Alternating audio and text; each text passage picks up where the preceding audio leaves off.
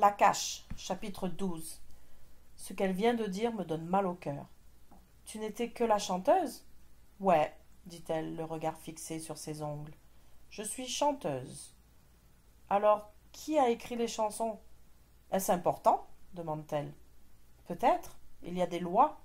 Tu ne peux pas simplement t'approprier la musique des autres. Tu comprends? J'ai entendu un gars chanter une de tes chansons dans un pub. Est-ce lui l'auteur? Probablement. Il avait une queue de cheval? Il se prenait pour un autre? Je fais oui de la tête. Chad, mon ex, c'est un imbécile.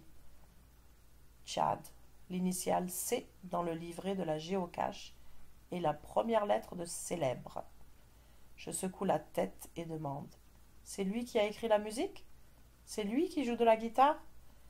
Ouais, dit-elle. Et alors, laisse-moi te dire quelque chose. Avant de me juger, il faut que tu connaisses toute l'histoire. Chad a écrit ces chansons-là pour moi. C'était moi son inspiration. Et il voulait que ce soit moi qui les chante. Mais Chad ne veut pas devenir célèbre. Il n'a aucune ambition. Aucune. Il n'en a que pour son art. Allez savoir ce que ça veut dire. Qu'est-ce que ça peut faire si j'enregistre ces chansons? Et si une de ces chansons devenait un hit? Est-ce qu'il serait payé? Comment veux-tu que je le sache? Dit-elle. Est-ce que tu lui attribuerais le mérite de la composition? Pourquoi est-ce que je ferais ça?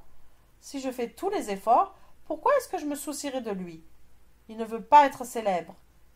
Et puisque ça l'embêterait d'être connu, je lui rendrai service, n'est-ce pas? Je suis bouche bée. Mais peu importe. Jolene continue de parler. J'ai l'enregistrement maintenant. Ce sera ma parole contre la sienne. Arrête ici, on est arrivé. Je freine brusquement. Nous sommes sur un chemin de gravier au milieu de nulle part. Tout ce que je vois dans l'obscurité, c'est une allée qui monte parmi les arbres. Je la regarde. Sa jolie moue n'est finalement qu'une expression boudeuse. Les cheveux blonds, du peroxyde. Les yeux bleu-violet, je gage que ce sont des lentilles de contact. Je n'aurais pas dû graver ces CD, dis-je. Elle tient fermement le sac, ouvre la portière et descend. Pourquoi pas?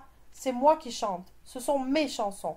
On s'en fout que je n'ai pas composé les chansons ou joué de la guitare. Tu joues, mais avec les gens. Pour toute réponse, elle me lance un regard furieux. Elle attrape son sac à dos, claque la portière et s'éloigne d'un pas furieux. Je regarde le tableau de bord. Si je me fie à l'horloge, je suis un homme mort. Jamais je ne pourrai rentrer à temps. Comme le parfum de Jolene me donne la nausée, je baisse la vitre. Dans le lointain, j'entends un rire. Son rire. Puis le silence.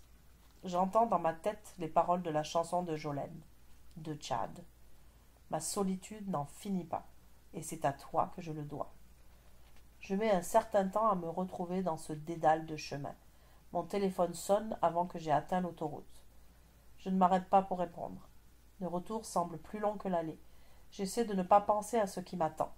Lorsque j'arrive à Penticton, je me demande si ma mère a alerté ses collègues à mon sujet. Est-ce qu'elle le ferait? Certainement. Je ne veux pas être arrêtée par la police, et je ne veux pas rentrer chez moi et faire face à ma mère. Mais tôt ou tard, je vais devoir le faire. Autant en finir tout de suite, pour éviter d'attirer l'attention.